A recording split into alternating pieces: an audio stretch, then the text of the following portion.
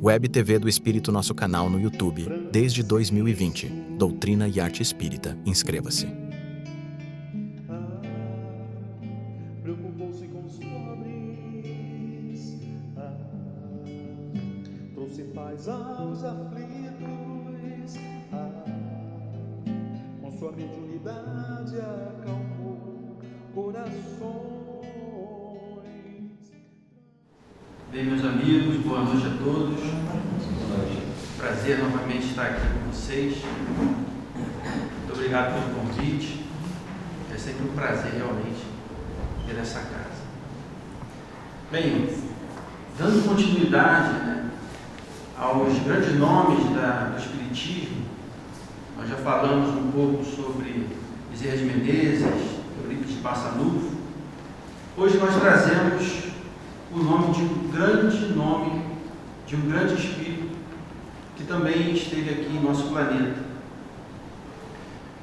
E a sua importância é tamanha, o seu alcance é tamanho, que ele não só levou o conhecimento espírita a toda a Europa, mas também influenciou, inclusive, em terras brasileiras. Leon Denis, meus amigos, ele vem de uma família muito humilde. Seus pais, Joseph Denis, veio descendente dos construtores, dos artesãos. Sua mãe, Ana Lúcia, de família de camponeses. O local onde eles se reúnem, eles se encontram, é um vilarejo chamado Fourques, pertencente a uma cidade também pequena da França chamada Tours. E nessa localidade, seus pais se casam no dia 3 de abril de 1845. Passado algum tempo, quando o mundo comemorava a chegada de um ano novo, no dia 1º de janeiro de 1846, nasce Leon Denis. Denis era uma criança muito especial, inteligentíssima, devido ao seu grau de evolução, características que são trazidas com os espíritos superiores. Porém, seu pai precisava constantemente mudar-se de cidade em busca de trabalho. Naquela época, na França, muitos problemas sociais aconteciam, na Europa como um todo, mas principalmente na França, as rebeliões, as revoltas populares faziam com que os vilarejos fossem destruídos. E havia necessidade deles se mudarem em busca de novos empregos para sustentar sua família. E isso causou uma dificuldade muito grande nos estudos de Denis, porque seus pais se mudavam, ele começava a estudar e logo precisava sair do colégio, porque seu pai havia necessidade novamente de se transferir em busca de emprego. Isso trouxe uma certa dificuldade para Leon Denis. Então coube a sua mãe iniciar os estudos, trazer o conhecimento inicial a Denis.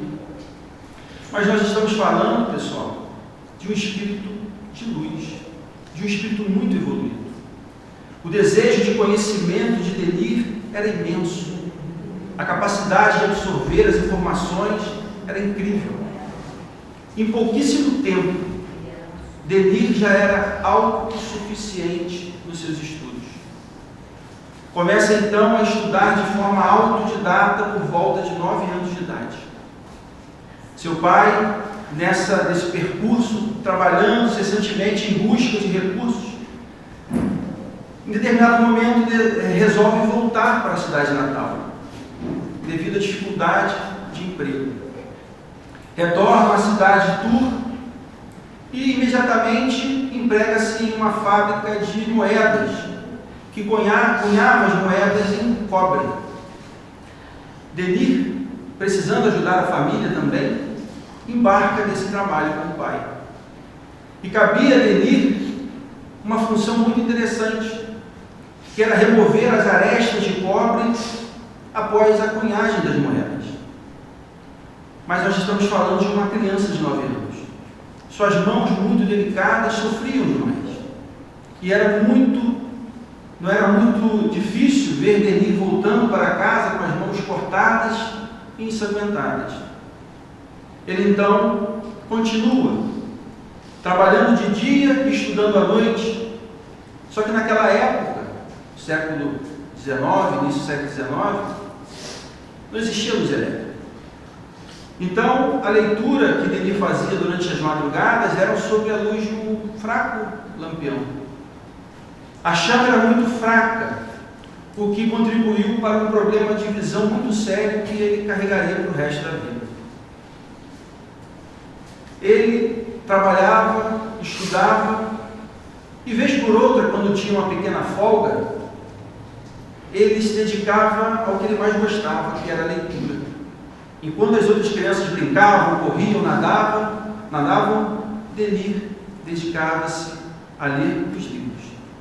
E tinha uma característica muito interessante, porque quando ele tinha um tempo um pouco maior, ele ia até o centro da cidade e passava em frente às livrarias. Denir ficava encantado com as obras.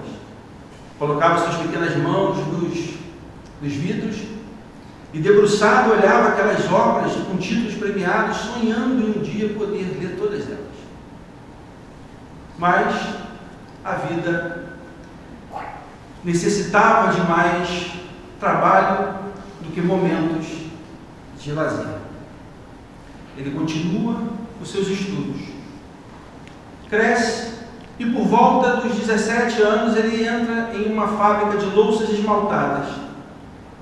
Porém, ali ele percorre um tempo muito curto, devido à necessidade de força bruta. As máquinas eram muito pesadas e o físico não era a característica marcante de Denir.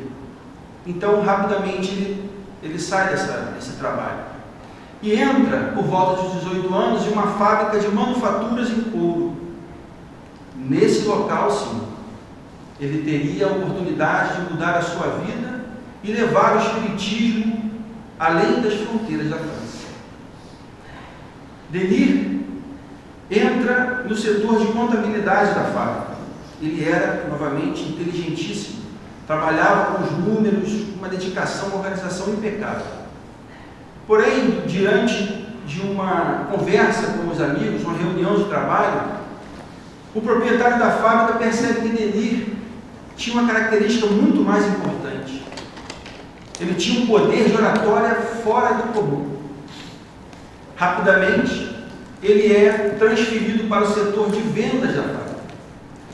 E em pouquíssimo tempo, Denir conseguiria romper as fronteiras da França, levando esses materiais em couro para outros países. E seria nesse momento que ele também divulgaria o espiritismo. E um desses dias em que Denir saía da fábrica, ele, como de costume, passa em frente a uma dessas livrarias. Ele estava com aproximadamente 18 anos de idade. Nesse dia específico, quando ele passa diante da livraria, ele fica encantado com um título. O livro era o Livro dos Espíritos de Allan Kardec. Denir, assim como a grande maioria dos espíritas, vem de uma descendência de católicos. Seus pais, sua família, como um todo, era de católicos. Mas Denir havia se afastado da igreja por não conseguir as respostas que precisava. Ele trazia na bagagem de outras vidas a certeza de que o espírito continuava vivo após o cerrar dos olhos. A igreja não queria que ele entrasse nesse mérito. E as suas perguntas em relação a isso nunca eram respondidas. Diziam que esse era um segredo divino e que ninguém tinha o direito de penetrar. Denir, então, se afasta da igreja, mas carregava em si essas questões que marcavam, que ficavam fixadas na sua alma. Então, diante dessa obra, tendo a convicção que ali estariam respostas importantes, Denir coloca a mão nos bolsos e percebe que a gorjeta que havia recebido poucas horas antes era exatamente o valor daquele livro. Ele compra a obra e leva escondido para casa. Porque nesse momento, nesse período da sua vida, a sua mãe ainda controlava de perto as suas leituras. Ele leva, trabalha durante o dia e durante a madrugada, como era de costume, começa a ler o livro. Em pouco tempo, Denir havia lido toda a obra. E ali tinha encontrado as respostas que tanto procurava. Denir estava extremamente feliz. Mas faltava uma coisa importante. Ele tinha que conversar com sua mãe sobre a sua decisão. É então que uma manhã bem ensolarada, Denir chama sua mãe para conversar, muito sem jeito, não querendo magoar a sua mãe. Ele não tinha ainda entrado no assunto de fato, quando sua mãe pede para que ele pare. Tenha calma, meu filho. Enquanto saías para trabalhar, arrumando seu quarto, também encontrei a obra. E na sua ausência, ali. E igualmente a você, tornei-me espírita. Denir, aos prantos, se abraça com a mãe, tendo a certeza da melhor decisão. Ele então começa a dedicar-se muito mais intensamente ao espiritismo. Nessa época, em Tours, já existiam alguns centros de desenvolvimento espírita, de alguns estudos. E Denir começava a se aprofundar nas obras. Estudava de forma muito intensa. O ano era por volta de 1862. E Kardec, a convite de um amigo que morava em Tours, vai à cidade fazer um estudo, uma palestra. A cidade fica encantada com a possibilidade de estar próximo daquele que escrevia as obras espíritas. O dia e a hora e o local estavam marcados. Porém, poucas horas antes do encontro, o exército francês impede que aquela reunião acontecesse. Existia uma lei naquela época que impedia que mais de 20 pessoas ficassem aglomeradas devido às rebeliões e revoltas. Ficou então a cargo de Denir ficar em frente ao local inicial e transferir aquelas pessoas que chegavam até ali para a casa do senhor Rebordan, amigo pessoal de Kardec. Dessa forma, Denir, como mais jovem, já demonstrava desde cedo qualquer tipo de vaidade e orgulho que não existia na sua personalidade. Denir não possuía qualquer tipo de vaidade e orgulho e ali permaneceu durante um bom tempo da reunião. E percebendo que não chegaria mais ninguém, ele transfere-se imediatamente também para a casa do amigo. Chegando lá, ele descreve a paisagem de uma forma muito bela.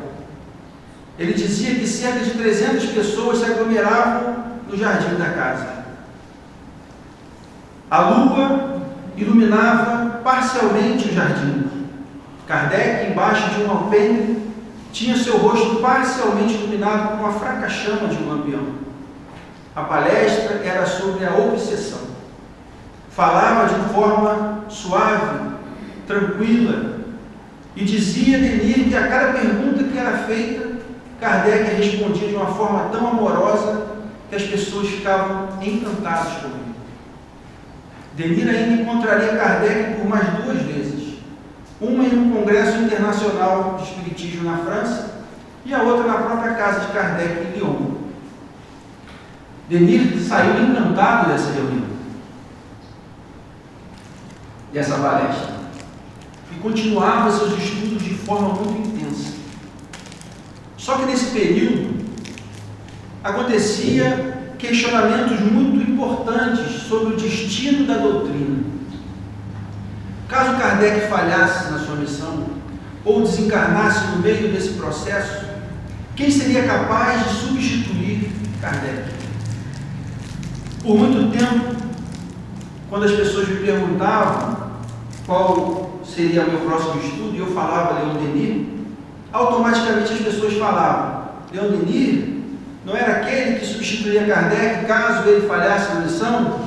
E eu respondi que sim, até me aprofundar um pouco mais no estudo. E hoje eu trago para vocês um texto que vai nos esclarecer um pouco mais sobre isso. Porque, na verdade, a substituição que eles diziam, os Espíritos diziam, não era na construção da obra. Essa missão era de Kardec. A continuidade da obra, na verdade, que eles se referiam, era na propagação do conhecimento espírita, que exigiria uma personalidade totalmente diferente da de Kardec, devido aos embates muito fortes durante essas exposições de Denis. Então, esse texto está nas Obras Póstumas, na segunda parte, capítulo 20, com o título Meu Sucessor.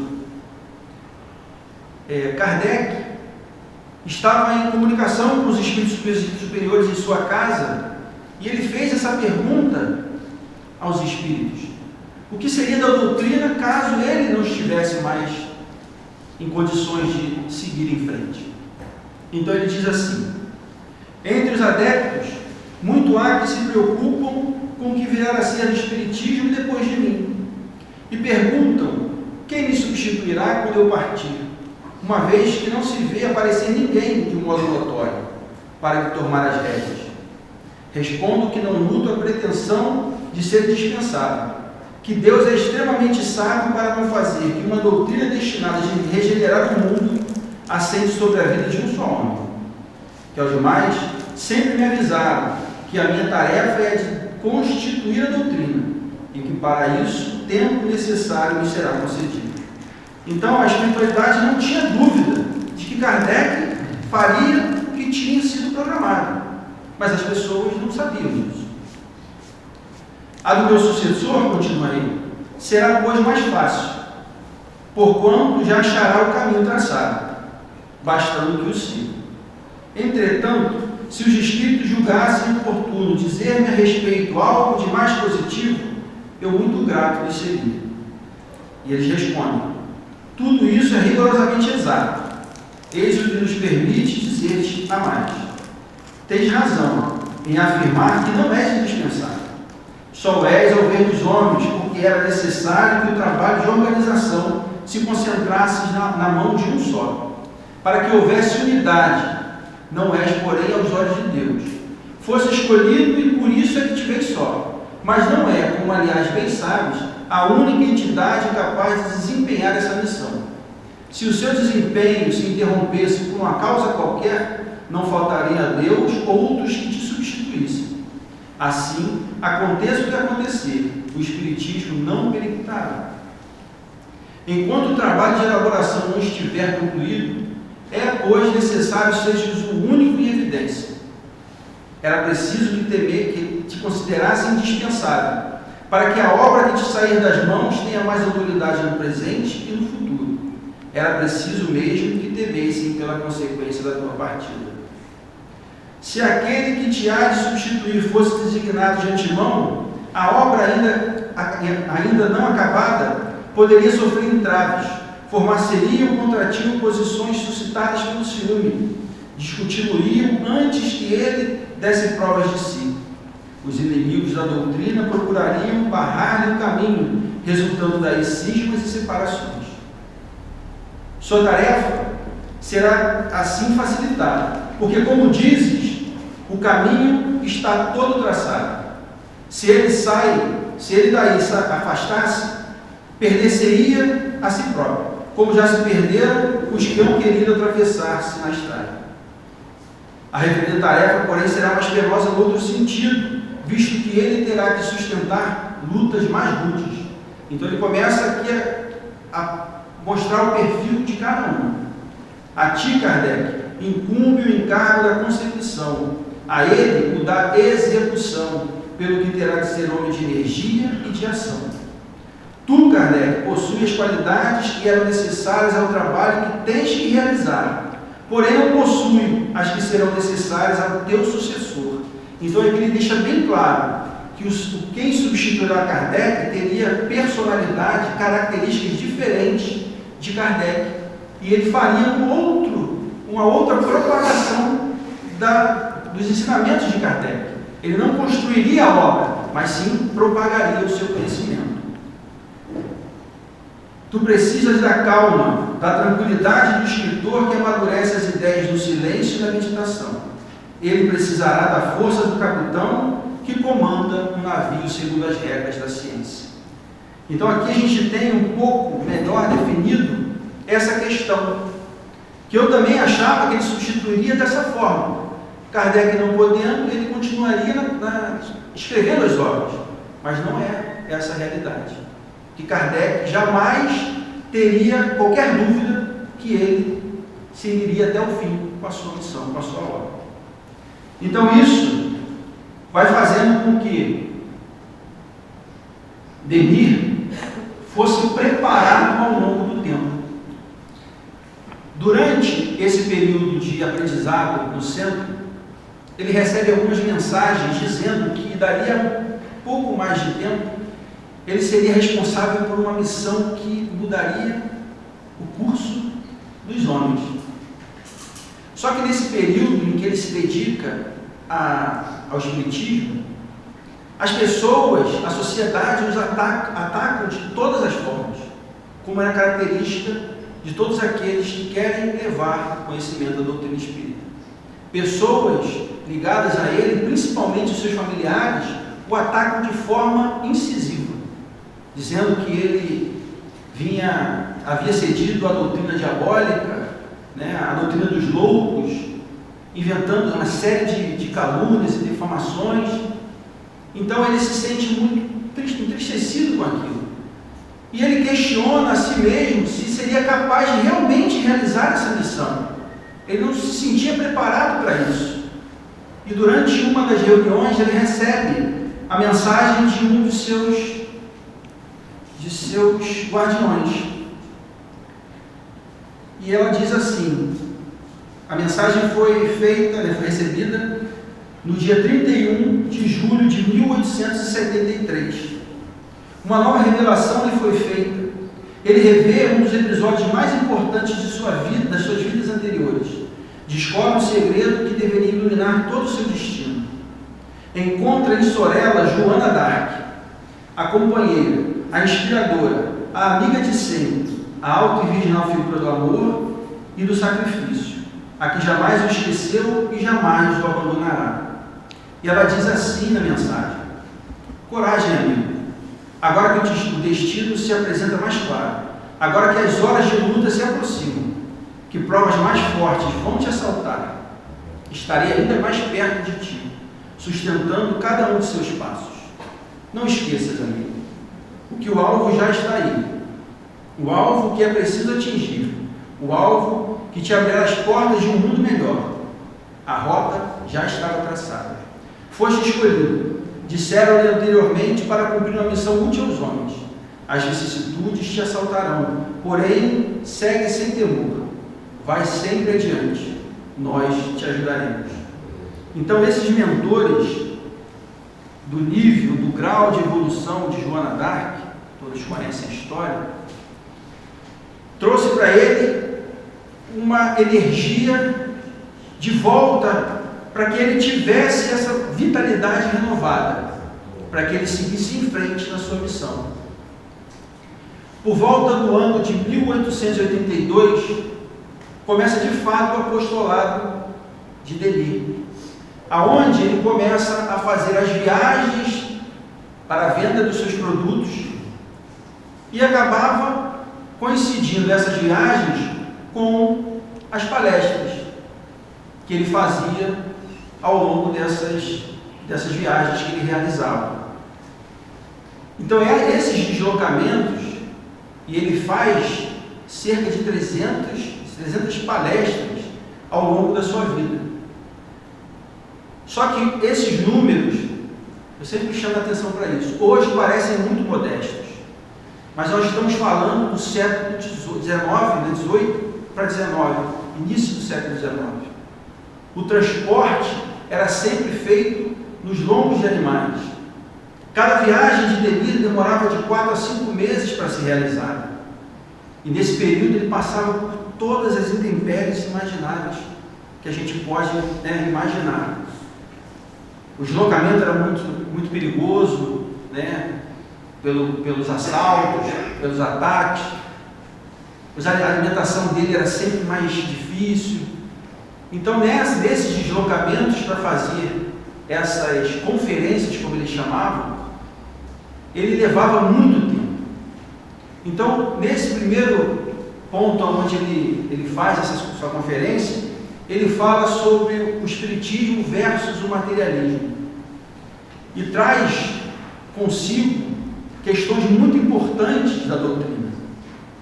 Nesse período, a Igreja Católica, para combater o espiritismo, para tentar destruir o que eles chamavam da nova heresia, aceitava junto de si os evangélicos, os materialistas e positivistas, inclusive os ateus.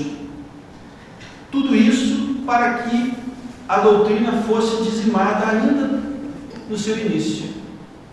E esse embate que Denir tem com a Igreja Católica, talvez seja uma das coisas mais importantes que ele fez na sua missão. Os livros de importância fenomenal. Trazia todo o conhecimento, toda a bagagem que Kardec havia trazido nas suas obras. Mas o grande ponto que eu vejo, na minha humilde opinião, é esse embate que ele tem, que faz com que as pessoas despertem a consciência. Denir traz a liberdade de pensar, a liberdade de escolha. Fez com que aquelas pessoas que sofriam com a pressão da igreja, com as ameaças da igreja, tivessem momentos de alívio. E outros grandes pensadores espíritas, como também Gabriel Delany, que talvez seja o próximo estudo que eu venho fazer aqui, se Deus quiser, ele falava muito sobre isso. Ele falava sobre a importância dessa liberdade nas consciências das pessoas que Kardec trouxe e que Denir também vinha trazendo nas suas conferências.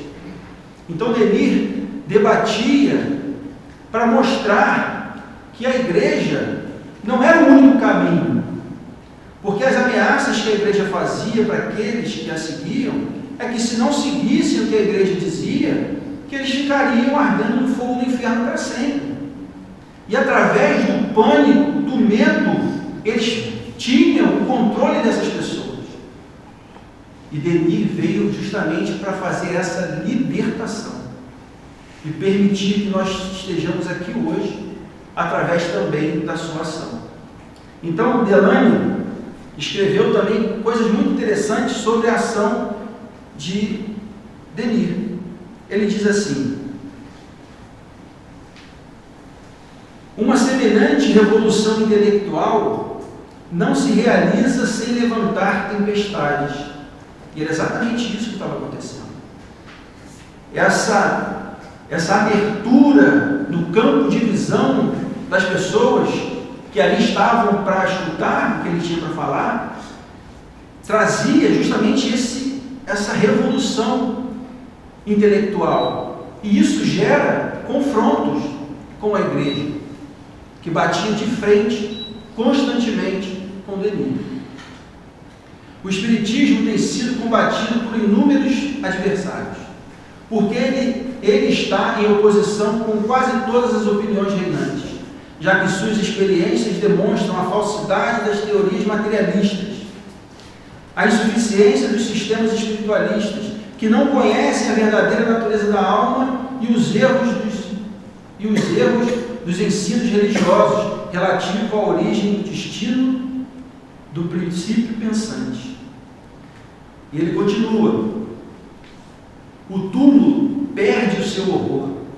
Cara, isso aqui é de uma importância tão grande, porque a igreja trazia a morte como algo extremamente perigoso, porque se você não seguisse a cartilha da igreja, você não iria para o reino dos céus. E esse temor, esse horror, trazia os fiéis presos a uma ideia da espiritualidade extremamente distorcida. E Denis vai mostrar isso, que ele combate não é o cristianismo, e sim o catolicismo, que distorce toda uma realidade. Então ele continua, vou repetir: o túmulo perdeu o seu horror, porque ele é para nós porta aberta para um mundo novo, onde a vida é mais doce que aqui. Então ele tenta mostrar para essas pessoas que a continuidade da vida não é nada terrível, muito pelo contrário, que o nosso erro que a gente comete aqui e que não consegue resolver nessa encarnação será passível de ser resolvido em outras existências. E com isso, a igreja vai perdendo a sua autoridade, o seu poder sobre as consciências daquelas pessoas, porque eu já não preciso mais temer. Se eu vou voltar e vou continuar e tenho a chance de reparar o meu erro, por que eu devo temer a igreja? E isso vai começando a despertar as consciências. Ele continua: que alívio e que reconforto para o pensamento humano, por não ser mais esmagado sob o terror dos dogmas tão terríveis como o do pecado original e das penas eternas. A realidade é felizmente mais nobre e mais grandiosa que essas sombrias intenções da teologia. A sorte de nossa eternidade futura não se decide em curtos instantes de uma vida terrena. Uma ruga apenas perceptível no imenso oceano das idades. A lei da evolução do princípio espiritual completa-se pelas vidas sucessivas. Nos permitiu compreender porque uma formidável desigualdade moral e intelectual separa filhos dos mesmos pais. E como existem no mesmo globo selvagens e povos civilizados, idiotas ao lado de gênios que são a glória da nossa raça. É pelos inumeráveis e concordantes testemunhos de quem vive no espaço que sabemos que não existe inferno nem paraíso, mas que nós somos os únicos artífices dos nossos futuros destinos. Então esses esclarecimentos que eles vão trazendo, que Denis vai trazendo ao longo das suas palestras, das suas conferências, é libertador. E aquelas pessoas vão seguindo os seus estudos, as suas palestras, as suas conferências. Nessa primeira palestra que ele faz, nessa conferência, ele debate exatamente isso. Essa questão da coisa material e da parte espiritual. Ele trabalha de uma forma muito intensa essa questão. E nesse primeiro confronto, nesse primeiro debate que ele tem, é dito na obra dele que depois de toda a sua conferência, ele ficou cerca de 2h30 respondendo aos ataques que faziam nele. E que ele fez o uso na tribuna cerca de 30 vezes.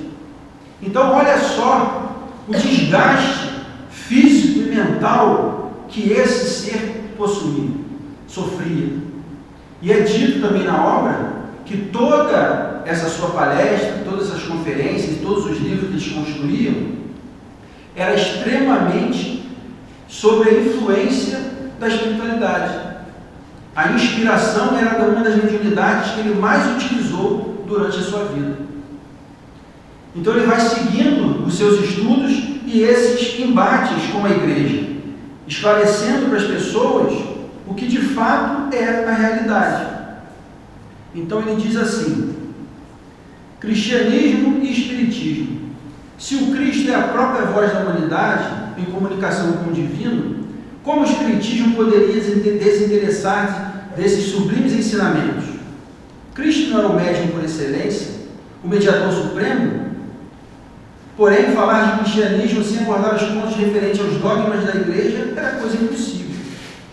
Sabemos que ela é, por excelência, uma doutrina de amor, uma religião de piedade, misericórdia e de fraternidade entre os homens. Mas é essa mesma doutrina que a igreja romana ensina. A palavra do Nazareno nos foi transmitida pura e sem misturas, e a interpretação que a igreja nos dá está isenta de qualquer elemento estranho ou parasita. Então ele vai fazendo esses questionamentos, porque ele sabe que o espiritismo está presente na história do cristianismo desde sempre. Então é essa questão que ele levanta. E quando ele fala sobre isso, a igreja se levanta contra ele, de forma constante. E ele vai continuando. Os designatários da igreja, que do alto do púlpito fulminaram as práticas espíritas, ficaram perdidos. Não souberam compreender que as manifestações das almas são uma das bases do cristianismo. Está escrito. Ninguém inventou isso. Existem vários fenômenos ao longo da história que comprovam isso. Que o movimento espírita, 20 séculos de distância, é a reprodução do movimento cristão em sua origem. Eles não souberam se lembrar a tempo de que negar a comunicação com os mortos, ou atribuí-los à intervenção dos demônios, é colocar-se em contradição com os pais da igreja e com os próprios apóstolos. Então isso vai esclarecendo essas pessoas que o escutam. E ele continua. As religiões decadentes estão inquietas. Temem que o espiritismo procure suplantá-las. Os príncipes da igreja se perturbam, mas se enganam. Não, olha que frase importante. Não sonhamos em fundar um novo evangelho, certos do que o de Jesus nos basta. Então ele não traz novidade nenhuma, ele não inventa nada. Ele traz justamente a realidade sem distorções. Vamos lá. Somos uma ciência e uma fé. Como fé pertencemos ao cristianismo, é verdade, mas não a esse cristianismo desfigurado, encolhido e amesquinhado pelo fanatismo, pelo misticismo próprio dos corações sofridos e pelas pobres almas, e sim a religião de Jesus, aquela que adora e que ora em espírito, em verdade. Então essas questões trazidas por Denis é durante toda a sua existência. Esses embates com a igreja, e ele diz que não é contra, novamente, ao cristianismo, e sim as alterações que o catolicismo faz ao longo do tempo. O tempo vai passando, a saúde de Denis vai ficando cada vez mais frágil. Em 1910, ele está completamente cego e tem que abandonar a sua maior ferramenta, que era a pena.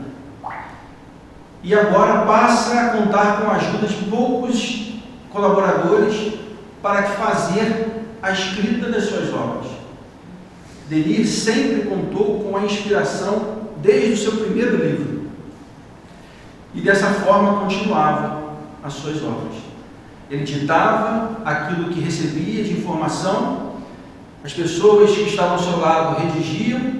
Após a obra finalizada, ele pedia para que essas pessoas lessem todo o conteúdo, ele fazia os ajustes necessários antes de mandar para a gráfica.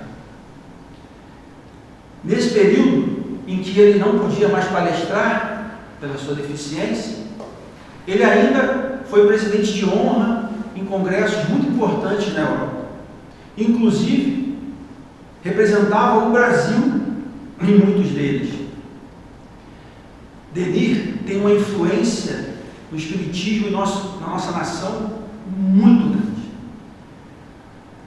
Ele influenciou talvez um dos maiores espíritas que esse planeta, dos espíritos, né, que esse planeta já recebeu encarnado. Ele fez com que Eurípides Barçanufo entendesse a importância do espiritismo e abandonasse o catolicismo. Eurípides, assim como a grande maioria, como eu falei no início, vem de família católica. Ele possuía um tio chamado Mariano, que morava próximo a Sacramento, cerca de 15 quilômetros de distância, numa fazenda chamada Fazenda Santa Maria. Lá aconteciam fenômenos muito interessantes e que ninguém conseguia explicar. E através de um amigo que era espírita, consegue contornar aqueles fenômenos, fazendo com que seu tio se tornasse espírita. Tio Mariano, vez por outra, ia a Sacramento resolver problemas particulares e na volta, como tudo era a cavalo, muito distante, ele ficava na casa da sua irmã, que era mãe de Eurípides. E Eurípides fazia questão que o seu tio ficasse no seu quarto, para que ele conseguisse, ou melhor, tentasse durante a noite, fazer com que o seu tio mudasse de ideia.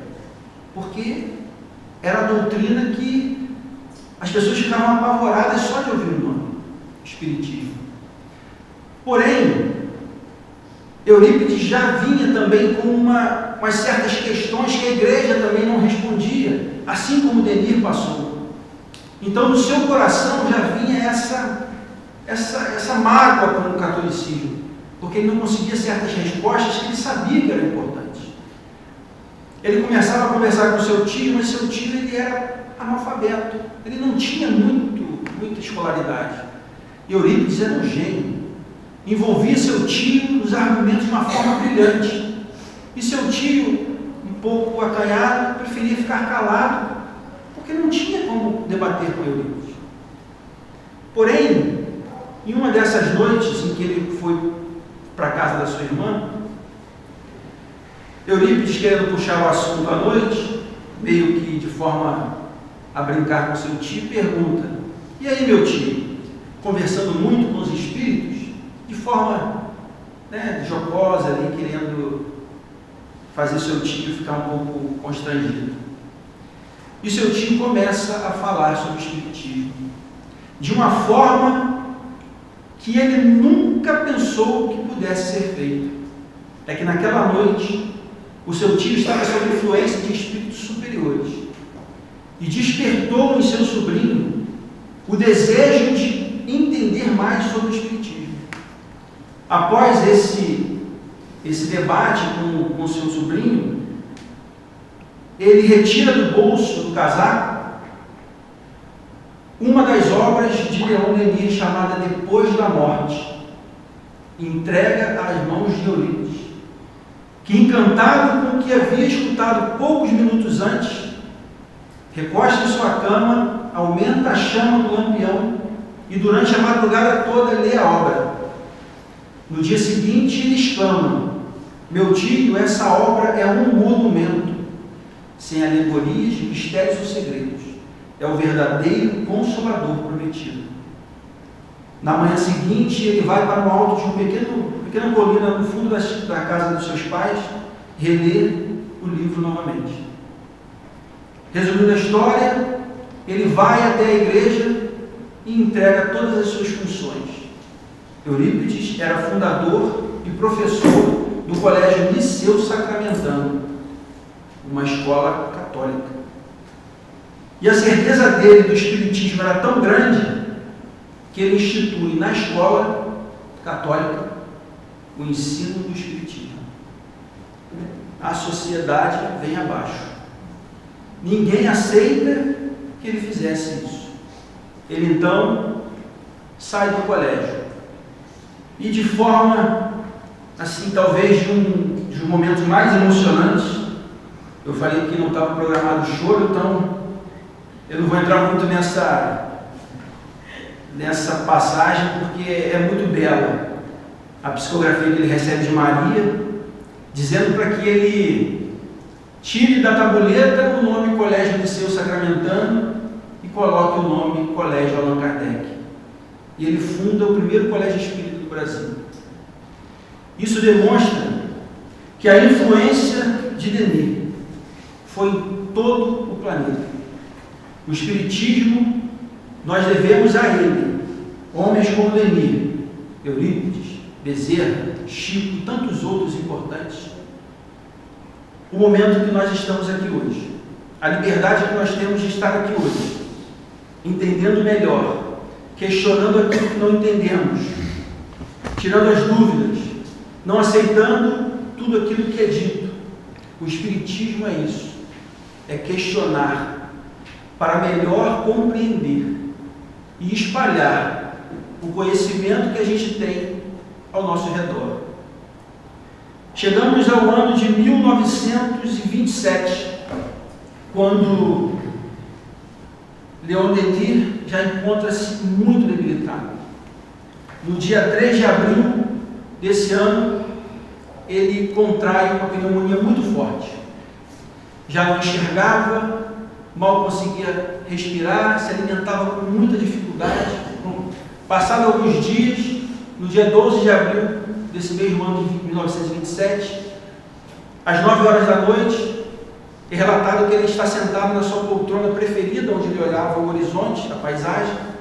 Em determinado momento, ele esboça um suave sorriso, como se já visualizasse a sua chegada ao plano espiritual. Ou, de repente, aqueles seres, aquelas entidades amigas, chegando para recebê-lo. E nesse momento, ele desencarna. Mas antes disso, ele é um homem tão brilhante que ele deixa as suas obras sob cuidados de um grande amigo também espírita e que trabalhou muito nesse período, chamado Jean Mayer. Ele diz assim: com o objetivo da propaganda doutrinária, deixo ao senhor Jean Mayer a propriedade de minhas obras que figuram na Biblioteca de Filosofia Espiritualista Moderna e das Ciências Psíquicas que ele fundou. Além disso, deixo ao dito Jean Mayer todos os volumes e brochuras, assim como os clichês, impressões e anexos referentes a essas obras. Se por morte do senhor Jean Mayer o funcionamento de sua biblioteca acima designada se achar comprometida, minhas obras cairão no domínio público e todos os interessados poderão reproduzi-las, com a condição de seguirem escrupulosamente o texto de cada última edição, sob o controle e vigilância dos meus executores testamentários. Leon Denis. Então, meus amigos, esse grande homem, com o seu trabalho de forma primorosa, trouxe o despertar das consciências, a liberdade que aquelas pessoas tanto precisavam para o entendimento de uma nova doutrina, de liberdade de pensar e de seguir, livre dos tormentos e das torturas que até então eram reinantes. Muito obrigado a todos pela oportunidade de falar sobre esse grande espírito e desse grande homem. Gratidão, meus amigos. Até a próxima. Quanta gente acolhida nas cartas do além, psicografias que